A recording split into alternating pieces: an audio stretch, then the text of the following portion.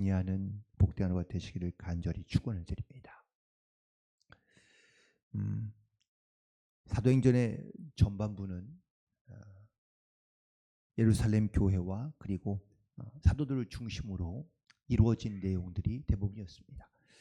그래서 마가의 다락방에서 성령을 받고 또 그 성령의 충만함을 입은 사도들이 나와 복음을 전할 때에 하루에 수천 명씩 회개하고 돌아오는 이런 놀라운 성령의 역사가 있게 된 거죠. 그러면서 복음은 점점 확대되어 가고 확장되어 갔는데, 그런데 이때에 이 복음과 또한 이런 어떤 말씀을 실현하는 그런 핍박하는 사람들이 등장하게 되었고, 또 그 대표적인 사람으로 역시 헤롯 왕이 등장하게 됩니다.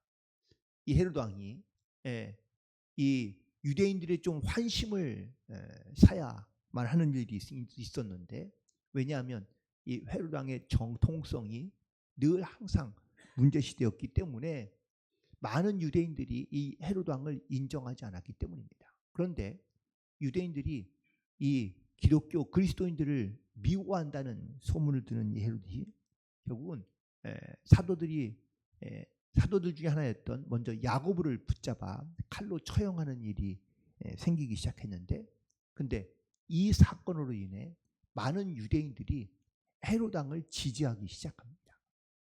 이에 한뜻 어깨가 올라간 헤롯이 이번에는 또 바로 베드로를 붙잡아서 이 베드로를 처형하려고 했는데, 마침 유월절과 겹치게 됨으로 말미암아 이 유월절 이후에 이 베드로를 죽이고자 감옥에 가둬놨는데, 감옥에서 이 베드로가 탈출하게 된 겁니다. 물론 성령의 천사의 도움으로 베드로가 탈출하자 오늘 그 탈출 이후에 있었던 이 헤롯 왕이 당황하고 혹은 또 그 일로 인하여 거처를 옮기게 되는데, 오늘 본문에 있는 말씀이 바로 그 이후에 있는 사건에 있는 말씀을 말하고 있는 겁니다. 그런데 이 사건으로 인해 헤롯이 예루살렘으로부터 이제 가이사랴로 내려갔는데, 이 내려갔던 이 헤롯이 거기에서 정말 허무한 죽음을 맞이하게 됩니다. 그리고 오늘 본문에 있는 말씀을 통하여 보면 이유는 알 수 없지만 이 시돈과 두로 사람들이 이 헤롯과의 관계가 매우 좋지 않은 것을 볼 수 있습니다. 그래서 이 헤롯이 가이사랴에 가 있는 동안 이 두로와 시돈 사람들이 그 왕의 신하였던 블라스도에게 설득하여 그 왕과 함께 대면하기를 요청하고, 또 그래서 이 블라스도가 헤롯 왕을 설득하여 한 날을 정하고, 그리고 이 시도와 그 부도 사람들과 함께 만나게 됩니다. 이 시돈과 두로 사람들이 이 헤롯에게 목을 메고 있는 이유가 있습니다. 그건 바로 자기들의 식량의 문제를 해결할 수 있는 방법이 바로 유다 말고는 다른 곳에서는 얻을 수가 없었기 때문이죠. 그래서 어떻게든 헤롯의 마음을 달래고 또한 그를 잘 설득하여 그 식량의 문제를 해결하기 위하여 이 헤롯을 만나게 되었는데, 그런데 헤롯이 이들과 만났을 때에 일장연설을 하게 됩니다. 그런데 이 헤롯이 과연 이 마음이 불편한 두로와 시돈 사람들에게 무슨 이야기를 했었을까? 그 내용은 잘 알 수 없지만 사실 아마 분명 말하기를 좋아하는 이 헤롯의 말은 대부분 다 정치적인 어떤 혹은 자기 자랑의 이야기가 대부분이었을 것이 분명합니다. 그런데 이런 연설을 들은 사람들의 반응이 매우 흥미롭습니다. 22절에 있는 말씀에 보니까 백성들이 큰 소리로 부르되 이것은 신의 소리요 사람의 소리가 아니다 라고 이렇게 말하고 있는 것이죠. 여러분, 이 말이 과연 진짜일까요? 이 두로와 시돈 사람들이 헤롯 왕의 연설을 듣고 난 다음에 그의 소리가, 그의 연설이 정말 대단한, 사람으로서는 들을 수 없는 신의 소리와 같은 그러한 말이었다라고 이렇게 칭송을 하고 있는데, 요즘 유행하는 말 가운데 영혼이 없는 말이라는 말이 있습니다. 영혼이 없다는 게 무슨 뜻이죠? 마음이 없고 진심이 없는 겁니다. 마치 두로와 시돈의 사람들이 헤롯의 연설을 들었지만 영혼 없는 사람처럼 반응합니다. 와, 사람의 소리가 아니라 신의 소리입니다. 그런데 그 안에는 영혼이 없는 거예요. 진심이 없는 겁니다. 사탕발림에 불과한 것이죠. 역사적인 기록을 보면 헤롯은 사람들 앞에 설 때에 은빛 나는 옷을 입었다고 합니다. 햇빛에 은빛이 비추면 얼마나 빛이 화려하게 또 강하게 빛나는지 우리가 아마 상상할 수 있을 겁니다. 그런데 일부러 해가 쨍쨍 떼는 밝은 날 은빛 나는 옷을 입고 그리고 사람들 앞에 서서 연설을 합니다. 이 헤롯 왕이 왜 이렇게 은빛 나는 옷을 입고 있을까요? 입고 연설을 할까요? 빛나는 자기의 모습을 사람들에게 보여주고 싶은 겁니다.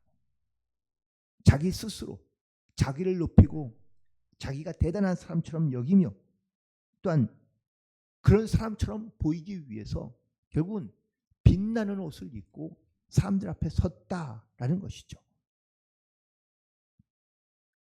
그런데 이런 연설 후에 오늘 본문 말씀 23절에 보니까 헤롯이 영광을 하나님께 돌리지 아니하므로 주의 사자가 친히 곧 벌레에 먹혀 죽었다라고 기록되어져 있습니다.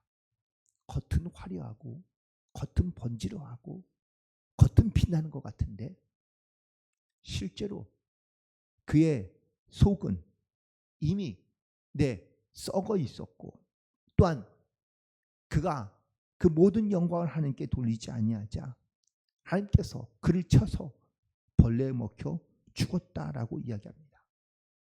실제로 유세비우스라는 역사학자는 헤롯이 심한 복통에 시달리다가 결국은 급사했다라고 이렇게 기록하고 있다고 말합니다. 여러분, 겉으로는 아무렇지 않은 것 같고 겉으로는 화려한 것 같고 겉으로는 괜찮은 것 같지만 속은 이미 벌써 하나님께서 그 안에 벌레를 혹은 또 자기 속에 뭐가 있는지 알지 못했던 헤롯은 화려한 그의 인생의 겉모습과는 달리 아주 허무한 죽음을 맞이할 수밖에 없었다라는 것을 말하고 있는 겁니다.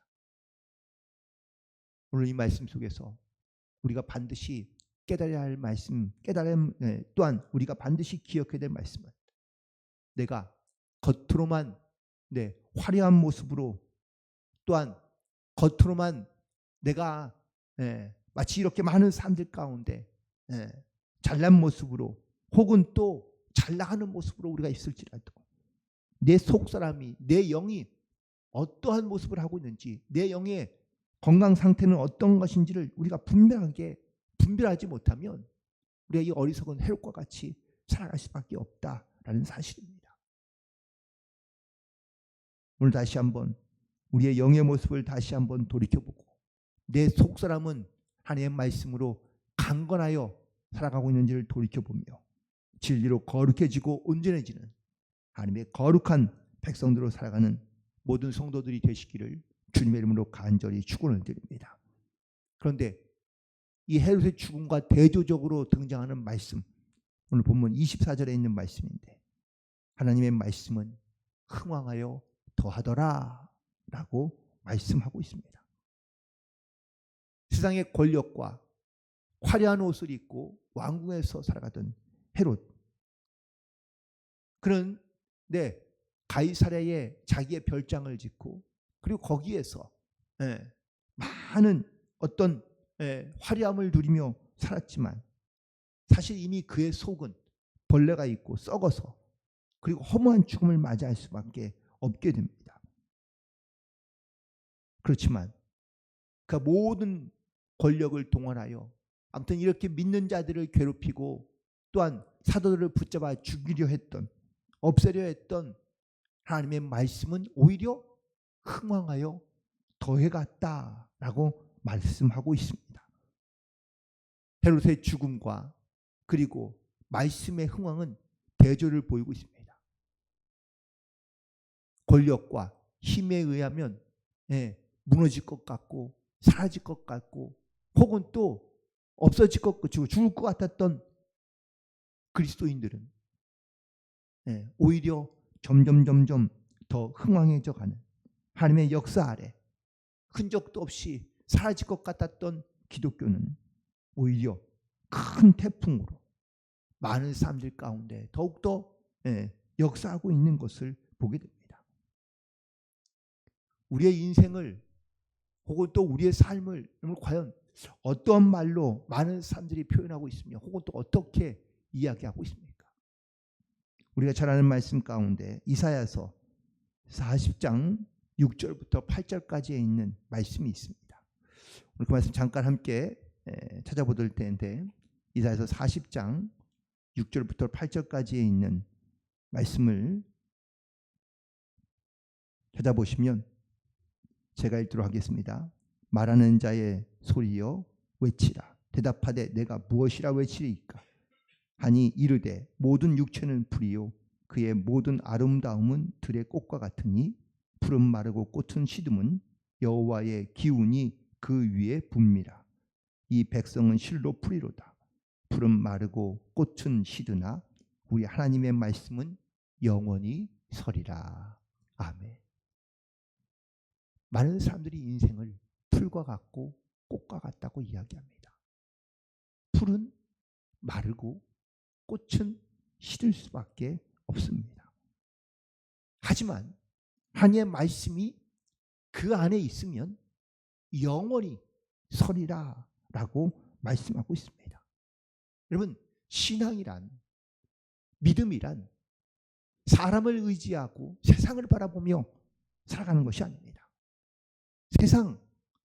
그 세상은 우리가 기껏 살아야 100년밖에 되지 않습니다. 사람이 이룬 업적도 기껏해야 몇백 년 가지 않겠죠.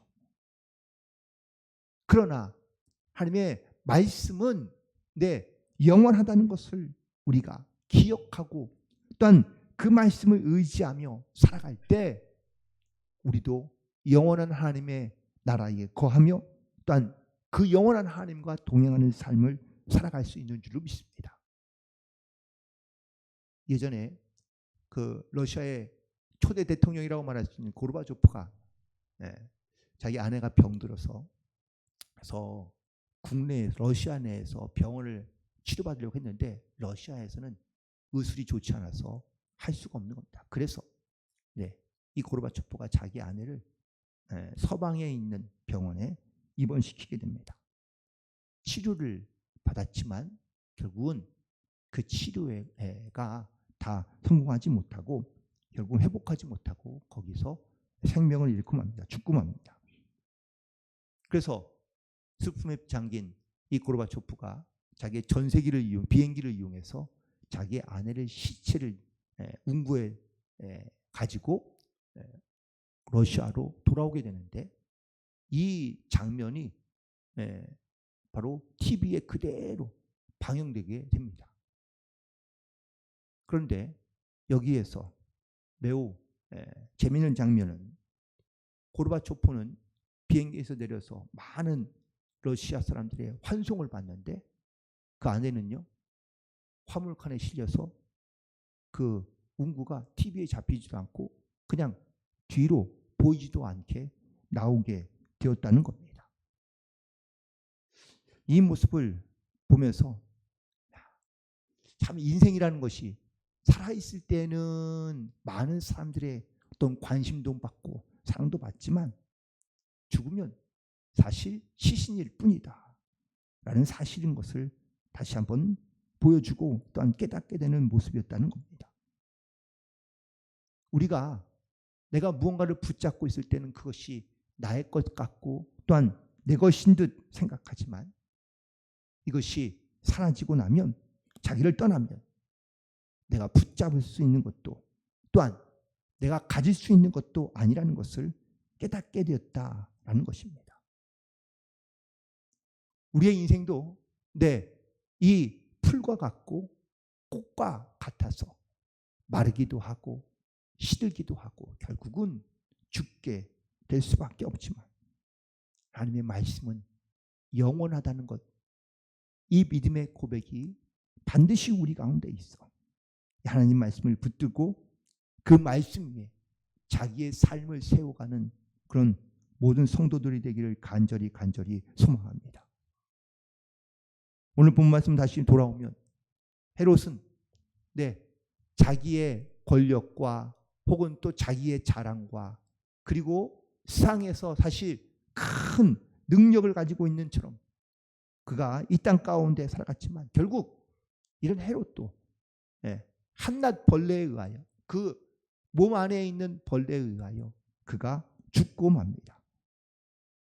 하지만 하나님의 말씀은 흥왕하여 더해갔다라고 말씀하고 있는데, 이 말씀이 인생의 삶과 대조되어 헤롯과 대조가 되어 바로 우리에게 증거하고 있는 말씀인 줄로 믿습니다. 사랑하는 성도 여러분, 하나님이 여러분의 삶에, 또한 하나님의 말씀이 내 인생에 가장 능력이 있으며 영원한 하나님의 말씀인 것을 믿음으로 고백하며, 이 말씀이 내 삶에서 이루어지고 역사할 수 있도록 오늘도 우리가 깨어있어 기도함으로 주님 앞에 담대히 나아가는 복된 삶이 되기를 간절히 소망합니다. 하나님의 말씀 위에 우리의 인생을 세우고, 또한 하나님의 말씀 위에 우리의 믿음을 세우고, 그 말씀을 통하여 내 인생도 내 삶도 더욱더 주님과 동행하며 흥왕하여 가는, 더하여 가는 그런 믿음의 인생을 살아가는 복된 성도들이 되시기를 주님의 이름으로 간절히 축원을 드립니다. 기도하시겠습니다.